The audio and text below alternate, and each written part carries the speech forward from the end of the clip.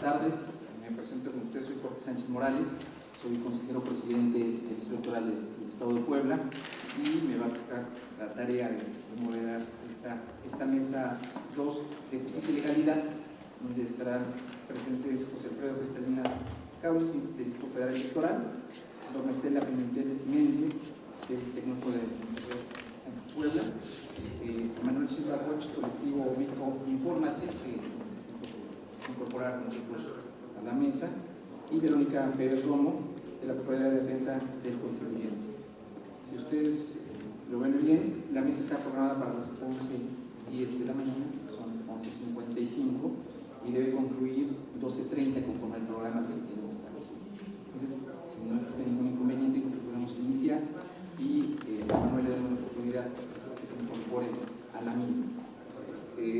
Conforme está el orden que fue dado por los organizadores, tenemos primero a José Alfredo Cristalinas Kaulitz, es licenciado en Contaduría por la Universidad Nacional Autónoma de México, ha cursado los diplomados en rendición de cuentas, control y evaluación de la gestión pública gubernamental en el Instituto Nacional de Administración Pública y de Impuestos impartido por el Instituto Tecnológico Autónomo de México, ITAM.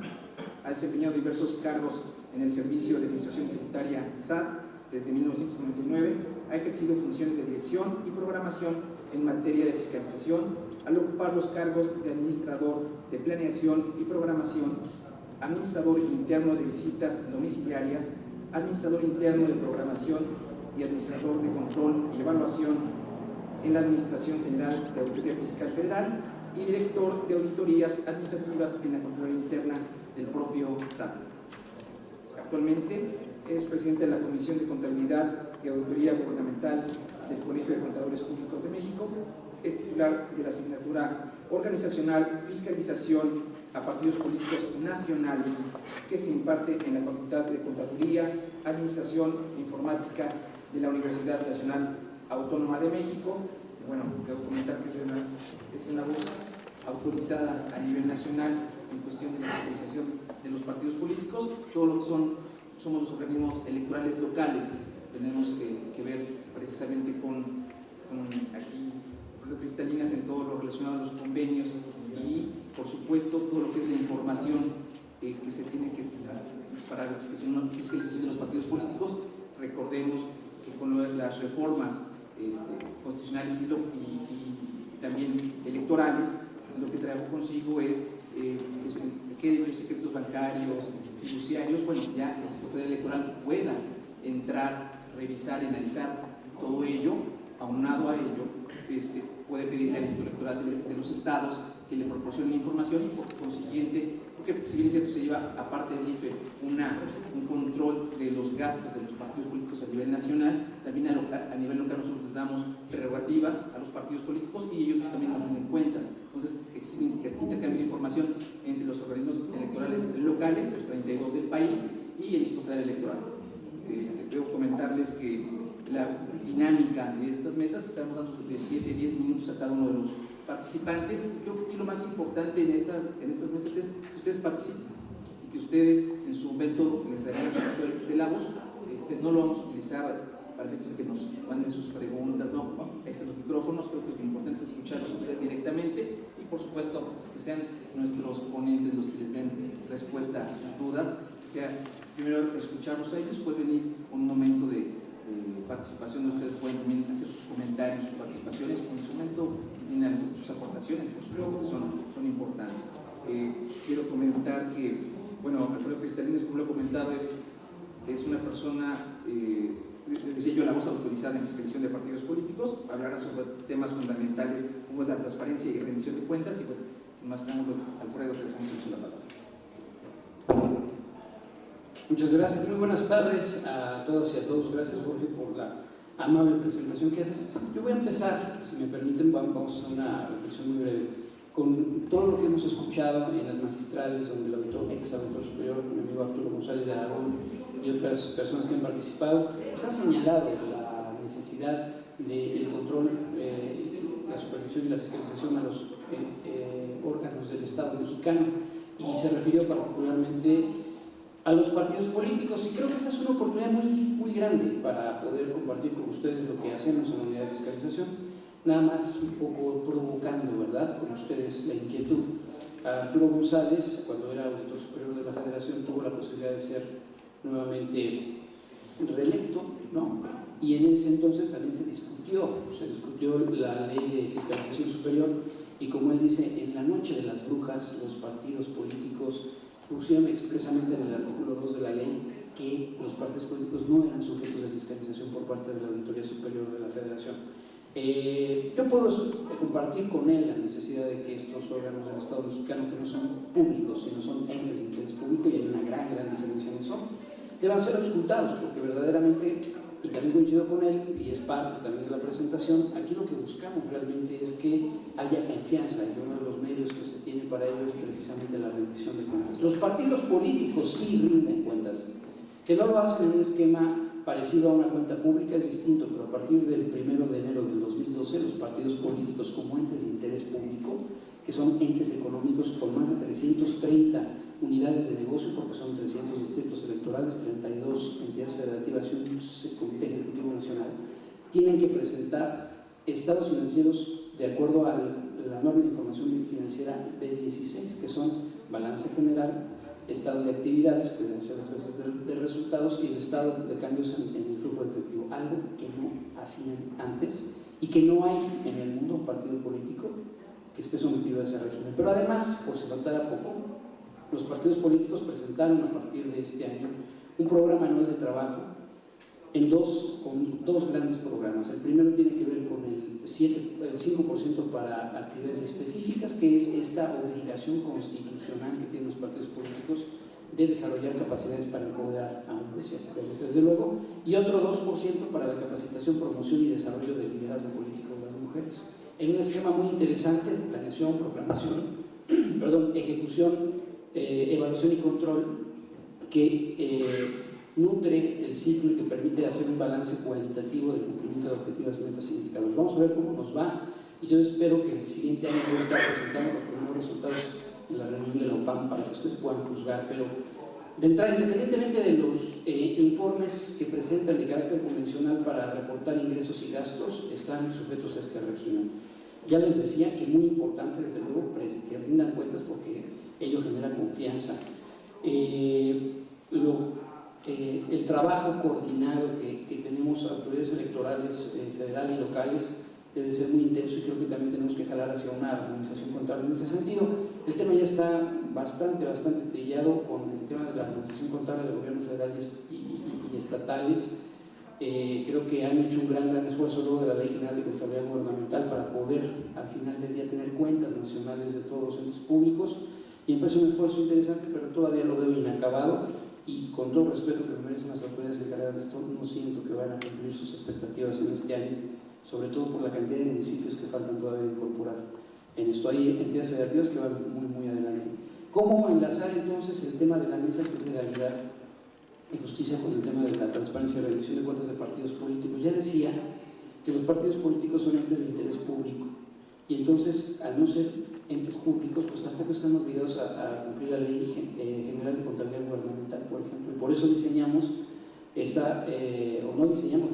impusimos como una autoridad que llevaron a cabo la rendición y la luz de sus cuentas a través de las normas de información financiera para elaborar estos estados financieros, que después pueden ser dictaminados por cualquier firma de contadores públicos en el país, grande, chica, mediana, pequeña, porque las reglas son las mismas que se utilizan para empresas de carácter mercantil. Estos sujetos obligados, partidos políticos, hay otros, pero me voy a concentrar en los partidos políticos. Hay también agrupaciones políticas, hay organizaciones de observadores electorales, hay organizaciones de ciudadanos que buscan conformar un partido político, y también son sujetos obligados de la fiscalización. El posicionamiento que hace Arturo González de Aragón y otros estudiosos de la materia es que por recibir recursos públicos, los partidos políticos deben presentar una cuenta pública y ser auscultados o ser revisados por la Auditoría Superior o por un ente de control del Estado mexicano. Nada más que hay una cosa: el verdadero sentido de la fiscalización de los partidos políticos atiende más a un principio de equidad y además de legalidad. El que haya recursos públicos destinados a los partidos políticos cubre una parte de la demanda que, además, por ser mayoritaria, pretende desactivar intereses particulares para que los partidos no busquen financiamiento en fuentes que después les generen obligaciones y nada más, al cabo de haber pasado la elección y haber obtenido el triunfo, tengan que trabajar para pagar en favor de sus patrocinadores. El verdadero sentido de la fiscalización es, primero, que se respete la legalidad, pero segundo, evitar que precisamente fuentes de interés privado entren a la política, porque entonces se asumiría un riesgo de captura del Estado. Y eso no está dicho por mí, eso viene en el informe de la IFES, que es un organismo que congrega órganos electorales en todo el mundo y hace esta reflexión, y a mí me parece muy, muy interesante. Entonces derrumbamos un gran mito que es: los partidos políticos se fiscalizan porque reciben recursos públicos, sí preponderantemente, pero no en la esencia del aspecto legal que acabo de mencionar. La rendición de cuentas que plantea Guillermo O'Donnell, recientemente acaecido, yo creo que a finales del año pasado, pues planteaba precisamente esta posibilidad de que los entes o los medios de control del Estado que hacen su vigilancia, supervisión, tuvieran todo un flujo, que vamos a ver un poco más adelante, que precisamente es que existiera una autoridad. Para el caso de los partidos políticos, el artículo 41, base quinta de la Constitución dice: los partidos políticos nacionales contarán con una unidad de fiscalización, o más bien el Instituto Federal Electoral contará con una unidad de fiscalización que será la responsable de fiscalizar los ingresos y gastos o el origen y aplicación de los recursos de los partidos políticos nacionales. Entonces, de entrada, se cumple la primera premisa o precondición que plantea Guillermo O'Donnell en su estudio de rendición de cuentas horizontal. Existe un órgano técnico que tiene autonomía de relevancia constitucional, que es el encargado no solamente de fiscalizar, sino de imponer las reglas de registro de las operaciones y las reglas y cómo se cumplen las reglas constitucionales y legales, voy a decirlo porque si no puedo decir ilegales, las constitucionales, legales y reglamentarias respecto de cómo preservar la equidad, la objetividad y la legalidad. Es un órgano, la siguiente precondición que plantea O'Donnell es que debe ser profesional y debe desarrollar las capacidades ad hoc para la materia que controla.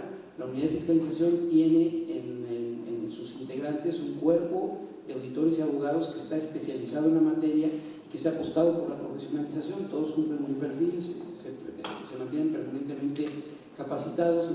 Como yo digo, el campo los sigue capacitando y también tienen un programa de capacitación integral que no solamente involucra tareas de auditoría, también de auditoría forense, de investigación, de entrevista, de contabilidad, de contabilidad financiera y de otros aspectos que complementan muy bien la labor. El control per se, que tiene que ver con el ejercicio de las facultades de comprobación, esta instancia no solamente revisa lo que viene en los informes, se encarga de investigar aquello que no viene en los informes. Quiere decir que no solamente está haciendo una revisión de los papeles que vienen incluidos en la rendición de cuentas de partidos políticos, sino que diseña una estrategia o procedimientos que tienen como propósito, a través de terceros, obtener información complementaria y establecer si el auditor puede plantear sobre la mesa una aseveración de totalidad, que quiere decir que los partidos políticos hayan cumplido con el registro de todas sus operaciones. Esto en la especie no ha sucedido. Cada año tenemos omisión de ingresos, subvaluación de ingresos, omisión de gastos, subvaluación de gastos, tercerización de operaciones, simulación de operaciones. Y lo digo públicamente porque ahí están los dictámenes, ahí están los informes, ahí están los proyectos de resolución, bueno, ahora ya resoluciones aprobadas por el Consejo General y además acompañadas, en su caso, cuando han sido impugnadas por parte del Tribunal Electoral del Poder Judicial de la Federación. Eso hace que la función de fiscalización tenga un carácter, digamos, mucho más solvente, mucho más sólido. Y el otro tiene que ver con las consecuencias de esa fiscalización, precisamente para poder, digamos, cerrar el circuito del ejercicio del control democrático. Tiene, y en este caso para los partidos políticos como sujetos obligados, pues tiene que haber una consecuencia después de esa fiscalización. La consecuencia es que el Consejo General, a propuesta de la unidad de fiscalización, impone multas que pueden ser económicas, que pueden ser disminuciones de las prerrogativas y que, de acuerdo al código, la infracción más grave que se puede tener es la pérdida del registro del partido político por causas graves y recurrentes en materia de financiamiento y gasto. Ese es el extremo. ¿Podremos más adelante plantear una posibilidad de estas? Seguramente sí, de continuar con la identificación de las conductas recurrentes y graves que desde luego ponen en riesgo no solamente la equidad de la contienda, sino el control del ejercicio democrático. Eso, a manera de estructura, me parece que acompaña muy bien todas las precondiciones que plantea Guillermo O'Donnell en su teoría de la contabilidad horizontal.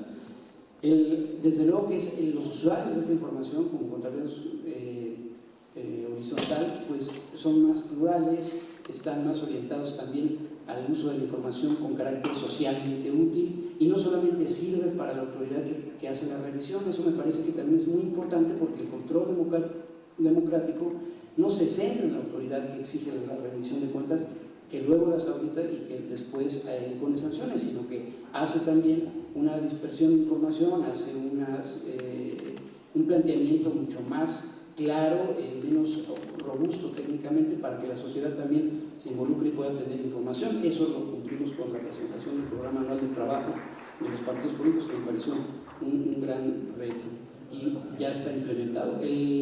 La unidad de fiscalización propone al Consejo General las reglas sobre las cuales los partidos políticos van a presentar sus informes y tienen que obedecer las reglas del financiamiento y gasto, y para ello, bueno, pues ha propuesto al Consejo General su propio reglamento interior. El reglamento de fiscalización que hizo un ejercicio de compactación de 5 reglamentos, me parece un ejercicio muy, muy interesante, que apostó más por la rendición de cuentas y la transparencia que propiamente por el ejercicio de control de fiscalización, porque consideramos que un exceso de control también invita a la erosión de la propia norma. Hacer normas mucho más claras, entendibles, prácticas, que pongan a los partidos en el sentido de cumplimiento voluntario y no propiamente en la coerción del mismo cumplimiento, me parece que es mucho más acertado que hacer gala o estar presumiendo de que hemos sancionado tal o cual partido político, tal o cual candidato con sumas estratosféricas. No estoy evadiendo la responsabilidad que tiene la unidad de fiscalización para tales efectos, pero creo que sí anticipar las tareas es muy importante. En obvio de tiempo me voy a ir simple y sencillamente a estas acciones, por llamarle de alguna forma, acciones afirmativas que tiene la autoridad para no quedarse en el ex post de la revisión, como se ha mencionado. Si bien es cierto, los partidos políticos tienen que presentar informes en una fecha determinada, y voy a plantear particularmente el caso de los informes de campaña, que además es algo que ha estado en el ánimo, lo voy a hacer muy, muy brevemente. Los partidos políticos tienen que presentar su informe final de gasto de campaña el 8 de octubre. Para el 8 de octubre ya creo que se estará instalando la primera sesión de la Cámara de Diputados nueva, y si no es octubre es noviembre, pero por ahí es diciembre más bien, perdón. Pero el tema es que ya están integradas las constancias de mayoría, y entonces ustedes pueden preguntar válidamente, ¿entonces qué sentido tiene? Porque la resolución es así, la resolución de la Consejo General se aprueba hasta el 3 de julio del 2013, y ahí sí ya sesionaron por primera vez los nuevos diputados, ya está el presidente o presidenta, quien vaya a ganar, los senadores, las senadoras, y la pregunta desde luego en la mente es, ¿qué sentido tiene hacer fiscalización? Nosotros, como les decía, tenemos una serie de mecanismos que hemos impuesto a través de las propias reglas y criterios que hemos emitido, que tienen que ver con la presencia en sitio de los auditores, en donde se están llevando a cabo los gastos para que el sujeto obligado tenga la percepción de riesgo de que ya estamos colectando información y que esa por lo menos tiene que venir en sus informes. El monitoreo de espectaculares, se dice, oye, es que hay 9,000 espectaculares de un personaje y la unidad de fiscalización no hace nada. No, hasta el día de ayer tenemos más de 5,000 espectaculares, y en la queja que nos hicieron llegar algunos integrantes de partidos políticos no llegan a 2,000, nosotros tenemos más incluso que los que ellos tienen. Oye, ¿por qué no lo hacen público? ¿Por qué no hacen una escrutación y de una vez hacen una posición de la autoridad? Porque la autoridad no puede prejuzgar respecto de esos, sí puede desahogar evidentemente las quejas, pero en materia de rebase de topes tiene que esperar en los momentos procedimentales que están previstos en la ley. Nosotros no hicimos la ley, la cumplimos y hacemos que se cumpla, vigilamos que se cumpla, pero tampoco podemos como autoridad violentar las propias normas que se ha dado, porque entonces estaríamos en un abuso de autoridad. Finalmente, lo que les quiero decir, y seguramente podremos después reflexionar en una serie de preguntas y respuestas, es que una autoridad que simple y sencillamente apuesta a que la fiscalización sea el vehículo del cumplimiento democrático de las normas de financiación está equivocado, porque cuando llegan esos efectos cualquier partido político les va a poder decir que prefiere pagar una multa, prefiere pagar una sanción antes de dejar pasar la oportunidad de ejercer el poder en el país, en este y en el que ustedes me digan. De tal suerte que es muy importante que las autoridades, más allá de apostar por sancionar, estén apostando por ver y establecer mecanismos que inviten al cumplimiento de las obligaciones en materia de financiamiento y gasto, y todos los corredores en esta contienda salgan del mismo lugar y compitan con las mismas condiciones para llegar a su meta. Quien gane, ahí sí será cuestión de cada uno de ellos y desde luego del acompañamiento ciudadano que tengan a través de las urnas. De mi parte es todo, muchas gracias.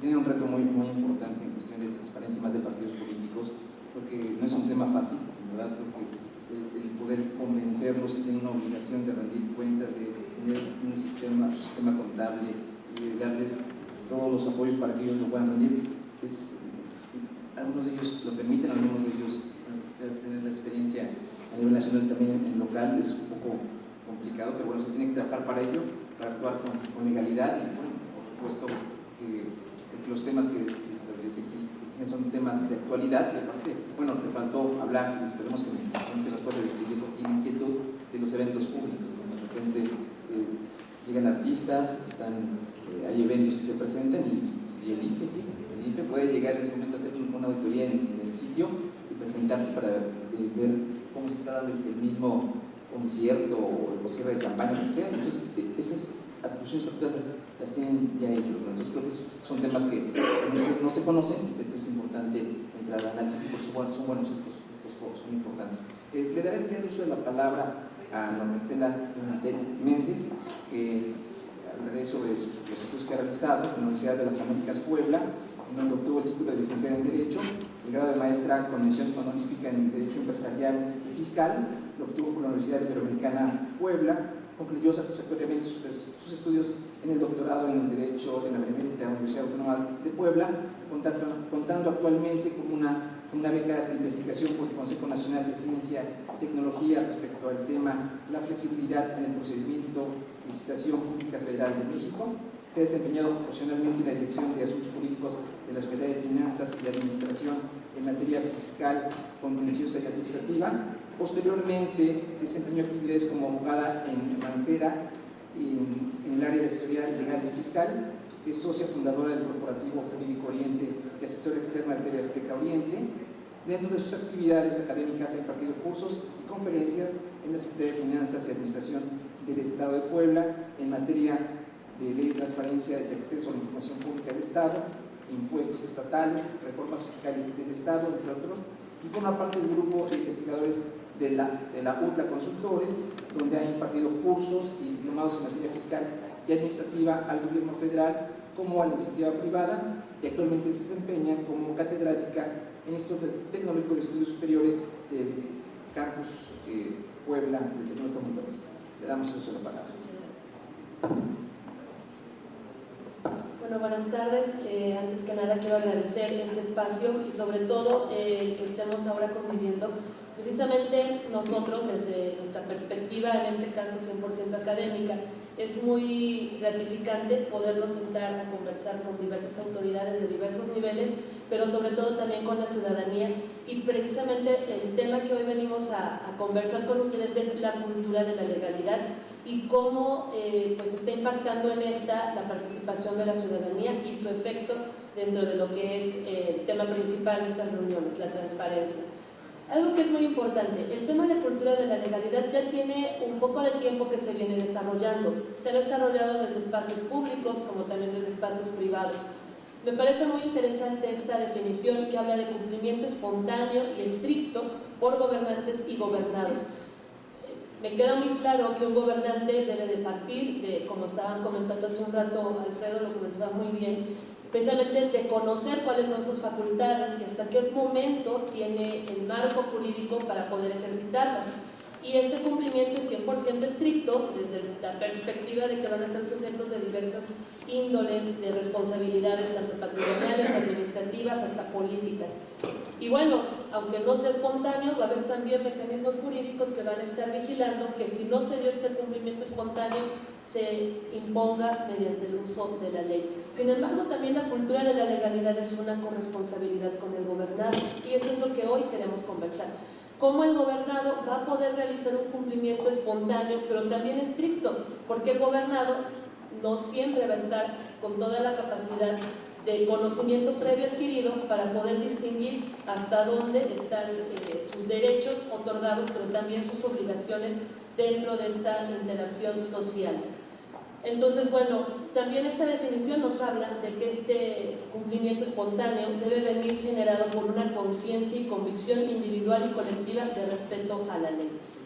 También, partiendo de esta definición, me parece muy importante este tipo de ejercicios que se vienen realizando de últimos años hacia acá, en los cuales la ciudadanía precisamente puede, a través de estas posibilidades de acercarse a autoridades, de participar en este tipo de sesiones, para generar conciencia y convicción de esto precisamente, de este respeto a la ley, para generar prácticas cotidianas. Bueno, estas imágenes son bastante obvias, hablamos ya de espacios de corrupción. Desafortunadamente se han destapado en estos últimos días muchos espacios de corrupción, no solamente en espacios en materia de futuras elecciones, sino también del caso Walmart y otros que han estado sonando últimamente muy mediáticos. Pero vamos a ver también espacios muy sencillos, como la cultura y la convivencia con tu vecino, con acudir al cine y tal vez no respetar ni siquiera el espacio de la persona que está sentada junto a ti. Bueno, pero partiendo de todo esto, la cultura de la legalidad se basa precisamente en una cultura jus positiva. Y quiero hacer aquí un breve paréntesis. De los que estamos presentes en este momento, ¿quiénes son abogados? Ok, la mayoría de nosotros somos abogados en este panel. Entonces a nosotros nos queda muy claro qué es una cultura o una postura jus positivista. Pero ¿qué pasa cuando le decimos eso a nuestro vecino? Le decimos, mira, el derecho está jus positiva. Y entonces tienes que comprender que hay un orden jerárquico y que este orden jerárquico discute entre la Constitución, los 1300 y tantos tratados internacionales vigentes, que ahora a razón de la reforma, siempre y cuando se refiere a derechos humanos, también los tenemos que acatar, más las 273 leyes que también están ahora vigentes federales, sin incluir las que son de cada uno de los estados. Súmale los reglamentos, códigos, disposiciones normativas. Hace un rato precisamente hablaban de eso, la dispersión en la normatividad administrativa, y ahora repíteles que el cumplimiento tiene que ser espontáneo y que ellos deben de tener una conciencia ciudadana de este cumplimiento. Como les decía hace un rato, de la perspectiva de la autoridad jurista, sabemos que tenemos ciertos espacios para hacerlos cumplir sus obligaciones, pero ¿qué pasa con precisamente crear esta conciencia? Consideramos que es una realidad un poco compleja, si además le queremos dar esta perspectiva holística de que también tendríamos que considerar contratos internacionales, contratos de índole privada y en general todo lo que se pueda definir como mandato jurídico. Y entonces nosotros nos encontrábamos haciendo una revisión de, bueno, la cultura de la legalidad parte del cumplimiento estricto de la ley. Y entonces esto significa que a mi vecino le voy a decir, mira, tú cumple de forma ciega las normas, y ya, pues yo creo que no, ¿verdad? Porque no va a ser tan fácil que ellos lo asuman de la noche a la mañana. Entonces, hay otra situación que nos parece interesante. Necesitamos crear valores, normas y acciones para que la ciudadanía lo primero que empiece a hacer es no tolerar la ilegalidad. Y entonces nos apoyamos de los entes públicos con espacios de transparencia. Mira, entra, conoce sus páginas, conoce toda la normatividad, al menos ten una idea de cuáles son los ámbitos de competencia, que ese es otro tema tal vez un poco difícil en algunos casos de conversarlo con la ciudadanía, porque en muchas ocasiones les cuesta trabajo, precisamente ahorita hablando de lo que es materia electoral, distinguir funciones de institutos estatales versus funciones de institutos federales. Bueno, entonces hemos considerado que existen 5 criterios para que se pueda crear realmente una cultura de la legalidad. La primera, reformas estructurales. No sé si a ustedes ya les tocó hacer el ejercicio con el Instituto Federal Electoral, donde vamos a mandar un telegrama ciudadano pidiéndole al siguiente presidente o presidenta que se cumplan al menos con 3 propósitos que la ciudadanía estamos ahora eligiendo como los mínimos, bases, parámetros para su ejercicio dentro de los próximos 6 años. Uno de estos me pareció muy interesante y por eso lo incluimos como un criterio: reformas estructurales. Reformas estructurales que esperamos que tengan la capacidad las autoridades de entender que una reforma estructural es lo que comentaba hace un rato Alfredo, hacer una síntesis y no crear más leyes, no crear más normatividad, porque si no, entonces una reforma estructural se vuelve una estrella para decir, mira, yo creé tantas leyes, yo hice tantos reglamentos, pero ahora tengo una confusión un poco más amplia para que la ciudadanía entienda qué es lo que voy a aplicarle. Esto es también muy importante, estricta aplicación de la norma. Ya tenemos normatividad, ya la corregimos, pero ahora vamos a aplicarla en serio y no vamos a hacer casos discriminativos. Participación ciudadana en las políticas públicas. Ahora tenemos esta posibilidad. Ahora es cuando como ciudadanos podemos venir a estos foros y expresar qué es lo que queremos construir. Pero además de lo que queremos construir, porque yo creo que ya todos estamos cansados de criticar, yo creo que eso no es el punto ni la intención de este tipo de actividades, es qué vamos a construir y cómo nos vamos a medir. Ya ahora vemos espacios nuevos donde se van a establecer mecanismos. Vas a crear un plan nacional de desarrollo, me vas a decir cuáles son los espacios que se van a beneficiar, cuánto gasto vas a aplicar, pero queremos lo que sigue. Bueno, después del ejercicio de este gasto por 1, 2, 3, 4, 5, 6 años, ¿qué espacios en verdad dejaron de tener ciertas carencias y cómo vamos a seguir trabajando para que éstas se terminen? Y bueno, hasta aquí el cuarto punto sería una transparencia efectiva. Ahora sí vamos a ser muy transparentes, estamos participando todos, no solamente entes privados ni públicos, sino también participación ciudadana. Y el quinto lo vamos a dejar para al final. Y hasta aquí quiero hacer un pequeño resumen. Cultura de la legalidad sí es imperio de la ley, sí es obediencia de la ley, y vamos a retomar qué pasa si desconozco la ley. Abogados, principio general del derecho, la ignorancia de la ley no exime de su cumplimiento, ¿ok? Pero le voy a decir eso al inmigrado cuando ya está del otro lado y ya le violaron una cantidad de derechos, o le voy a decir eso a las mujeres indígenas cuando después de aplicar ciertos programas siguen en una misma situación de pobreza, y bueno, se lo voy a decir a la madre de familia cuando sufre discriminación en su trabajo, cuando, en fin, muchísimos escenarios en los que desafortunadamente no podemos decir que la ignorancia de la ley no exime de su cumplimiento, porque ya tenemos una violación y es muy complicado querer aplicar este principio. A este punto me parece muy interesante citar a la ministra Sánchez Cordero, quien ha considerado que es una labor de nosotros los abogados difundir sin falsa vanidad, con sencillez y sin medida el conocimiento jurídico adquirido en la práctica profesional a través de los medios que se tienen a su alcance. Y los medios pueden ser los que sean. Nosotros, y aquí un pequeño paréntesis, nosotros tenemos actualmente un programa que está usando medios electrónicos desde Facebook, Twitter, cuentas en YouTube, en espacios básicamente electrónicos para hacer esto, para tratar de difundir con un lenguaje muy sencillo, principios muy generales, reglas muy generales de derecho, para que al menos un cierto espacio de la sociedad pueda empezar a vincularse con lo que es la cultura de la legalidad. Y bueno, llegaríamos al último criterio, que es el ejercicio responsable de derechos y obligaciones en cada persona, sea esta pública o privada. Por último, solamente quisiera comentar que todo esto se va a vincular, el tema de estas reuniones ha sido precisamente generar transparencia. Obviamente el enfoque de esta transparencia ha sido la transparencia hacia los espacios públicos. ¿Cuál es nuestra propuesta? Que también la transparencia empiece desde nosotros como entes privados. Nuestra participación ciudadana con el cumplimiento oportuno de las disposiciones jurídicas creará cultura de la legalidad, y esto definitivamente podrá generar espacios de transparencia común. Muchas gracias.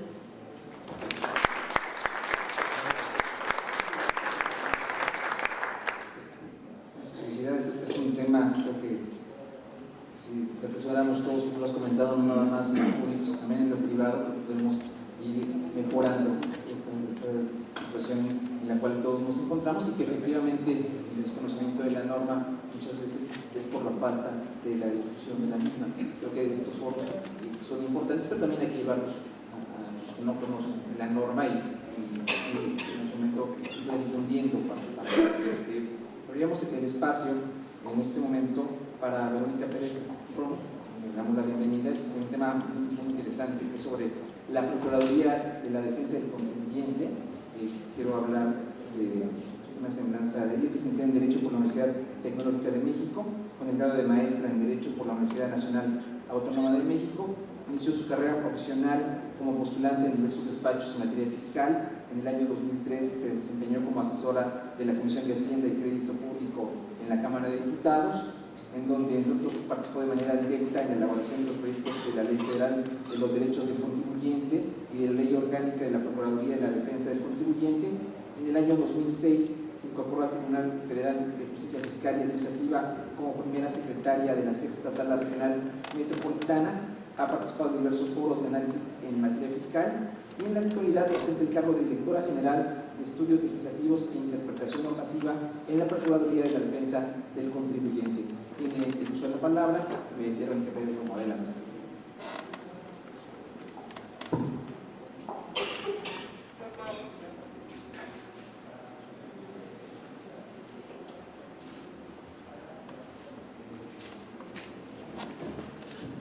Hola, buenas tardes. El objetivo principal es que queremos presentarles a la Procuraduría de la Defensa del Contribuyente como un organismo autónomo que creó el Estado mexicano con el objeto primordial de observar el actuar de la autoridad fiscal. ¿Qué es la PRODECON? La PRODECON es un organismo que preserva, defiende, promueve los derechos de los contribuyentes. Con el único objetivo de garantizar el acceso, el real acceso a la justicia fiscal de los contribuyentes. Nosotros estamos hablando de legalidad y estamos hablando de justicia. El primer problema que nos hemos encontrado en la Procuraduría es precisamente el miedo que le tienen los contribuyentes a acceder a sus derechos. Simple y sencillamente piensan que no tienen derechos. Tienen una única obligación, esa obligación es la de ir a pagar sus impuestos calladitos y sin chistar. Porque si a alguien se le ocurre decir, oye, yo sí debo de pagar, pero debo de pagar de manera diferente, debo de hacerlo de una forma más proporcional a mi capacidad contributiva. No, tú tienes la obligación de pagar y por favor. Ese es la primera gran pared que nos hemos encontrado en la Procuraduría. Y eso se entrelaza con la materia de la cultura contributiva. No existe cultura contributiva en este país. Y uno de los retos, una de las obligaciones que la Ley Orgánica de la Procuraduría le impone a este organismo es precisamente el generar una cultura contributiva, a través de la cual los contribuyentes conozcan la importancia de contribuir, lo necesario para el Estado mexicano de tener una recaudación sana, pero que ello se debe de hacer regido por principios constitucionales y de manera proporcional y punto. Y todos con la fiesta y en paz. Llegar a este punto que se escucha tan sencillo, bueno, pues es un trabajo arduo en el cual estamos comprometidos. ¿Cómo podemos lograr? ¿Cuáles son las facultades con las que cuenta la Procuraduría para lograr este objetivo? Tenemos una primera facultad que es de asesoría y consulta, son cosas diferentes. La asesoría es aquella duda que tiene el contribuyente, le llega un requerimiento, le notificaron alguna, ahora con lo de internet, que en internet apareció su nombre y dice que tiene que hacer cualquier cosa. Se acerca el contribuyente a la Procuraduría, dice que es esto, se le explica, se orienta. Debemos de ser cuidadosos, no es la asesoría que presta el Servicio de Administración Tributaria, porque esa es una asesoría de cómo llenar una declaración, cómo es que deben de tributar, bajo qué régimen. Esta asesoría es una asesoría un poco más cercana, es una asesoría de mira, lo que te llegó fue un requerimiento porque tienen detectado que no presentaste una declaración en la cual estabas obligado, lo que tienes que hacer es esto y esto, si quieres nosotros te ayudamos con la cita. Es más una asesoría de profesionista, sin costo. que es la gran importancia. Tenemos abogados de primer nivel, todos especializados en la materia tributaria, que están prestando sus servicios de manera gratuita. La consulta, por otro lado, es aquel estudio técnico ya más profundo que presenta el contribuyente. Esta figura es muy conocida porque está regulada por el artículo 34 del Código Fiscal, que es para las autoridades fiscales, tienen la obligación de resolver las consultas, y también en los despachos o los asesores fiscales resuelven estas consultas. Oye, fíjate que yo considero que no me corresponde la tasa del 16% en IVA, sino la tasa del 0%. ¿Tú qué opinas? Es una mera opinión, una opinión que no vincula a nadie, una opinión que no tiene ningún efecto jurídico, más que el contribuyente conozca de una forma más pormenorizada cuál es su situación fiscal. Tenemos otra atribución de representación legal y defensa. Es gratuita. Cuando tienes un crédito fiscal, cuando llegas y dice me debes hasta 30 veces el salario mínimo elevado al año, que es aproximadamente 682.153 pesos, puedes acudir ante la Procuraduría de la Defensa del Contribuyente para que se te represente de manera gratuita. Ya sea, en ese momento se te asesorará si lo que necesitas son recursos administrativos, es ir ante el Tribunal Fiscal o, en casos más extraños, un juicio de amparo, se puede llegar a juicio de amparo por la vía tradicional.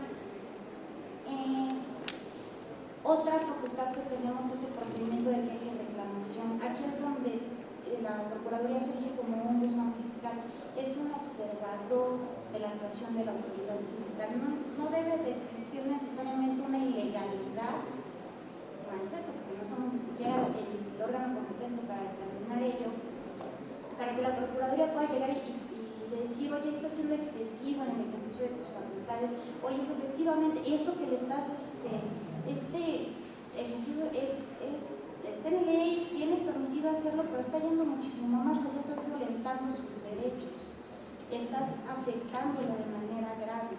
Entonces se establece un procedimiento, es un procedimiento sumario, es muy breve y hemos tenido logros muy importantes. Ahorita se nos han acercado contribuyentes, sobre todo por asuntos de devoluciones, por asuntos de multas, y hemos tenido embargos en cuentas bancarias, que es un tema muy sensible en la actualidad, y hemos tenido resultados muy positivos. Se han devuelto el 80% de los impuestos, de los saldos a favor por los cuales se nos han acercado los contribuyentes, se han levantado la mayoría de los embargos. Tenemos un buen resultado porque las autoridades fiscales, es importante señalar, están cooperando. Si efectivamente por cualquier razón tenía este saldo a favor pendiente de devolver, y ahí está, ¿no? Se están haciendo las cosas, creo que bien. Tenemos otra parte en donde investigamos problemas sistémicos, que es parecido, nada más que estamos hablando de macro. Las quejas y las reclamaciones se refieren a asuntos de una persona, una devolución, un embargo, una problemática personal.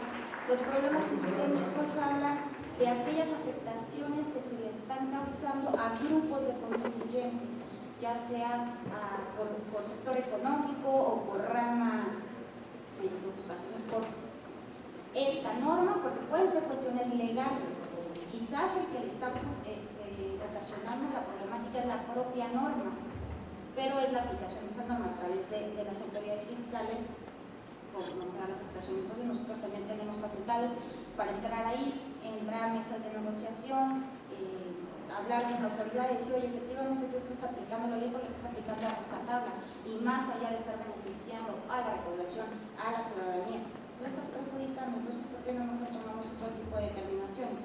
O modificamos la ley, que es otra de las facultades que más adelante va a aparecer en la pantalla, pero la quiero relacionar, es otra de las facultades con las que cuenta la Procuraduría. Tenemos posibilidad de acudir ante la Comisión de Hacienda de la Cámara de Diputados a modificar la ley. En este caso quiero poner un ejemplo, precisamente en embargos en cuentas bancarias. Pues el Código Fiscal es clarísimo, te pueden embargar tu cuenta, ni te avisan, ni te piden perdón, y la Corte ya determinó que el procedimiento es perfectamente legal.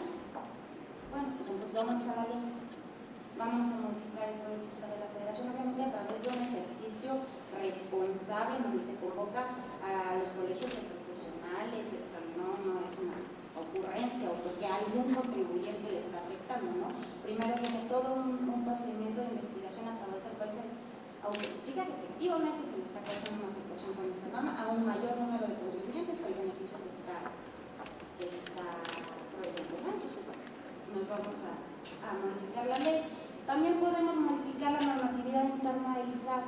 En este caso hemos detectado, por ejemplo, en el caso de condonación, existe una facultad en donde si a ti te multan, puedes acudir a solicitar la condonación de esa multa de las autoridades.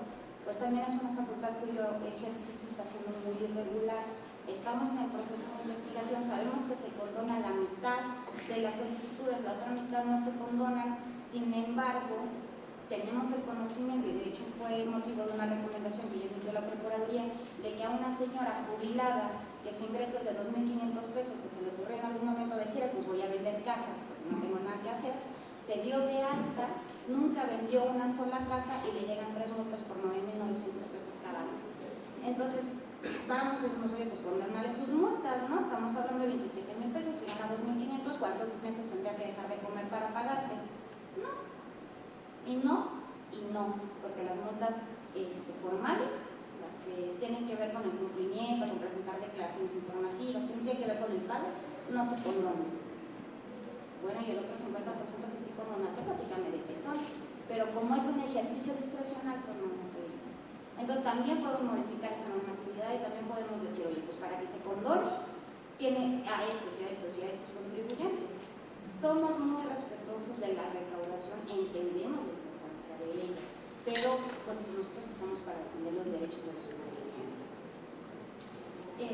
La convocatoria de reuniones con las autoridades era lo que les platicaba de sentarnos con ellas para tratar de arreglar las cosas antes de que lleguemos a los tribunales.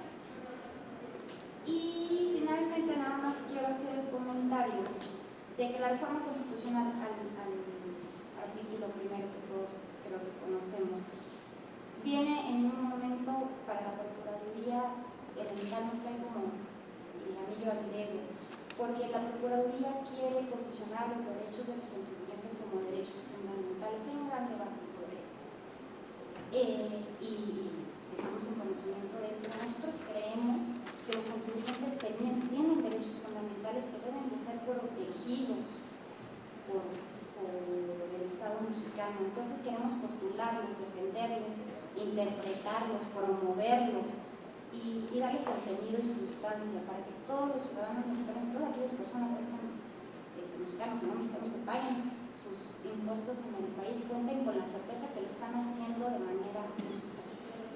Y muchísimas gracias por el foro, muchas gracias por la invitación.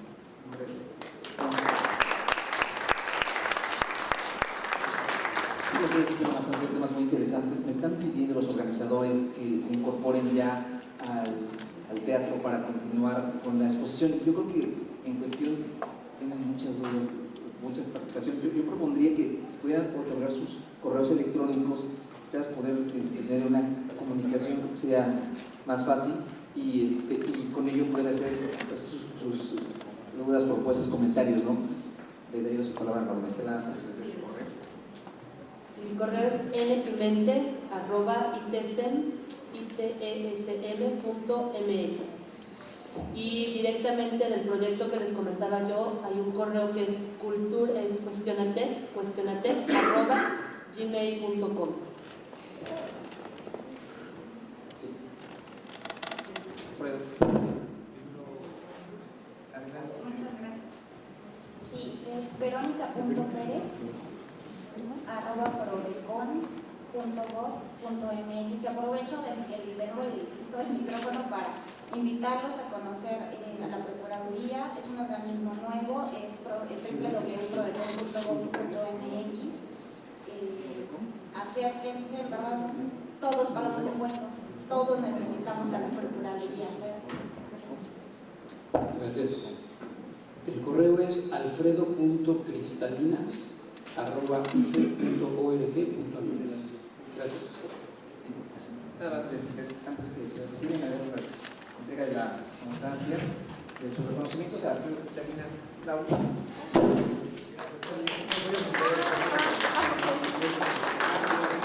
Estela Pimentel Méndez,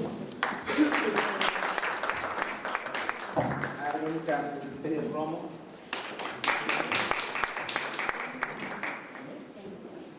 y a Fernando Cárdenas Cortés.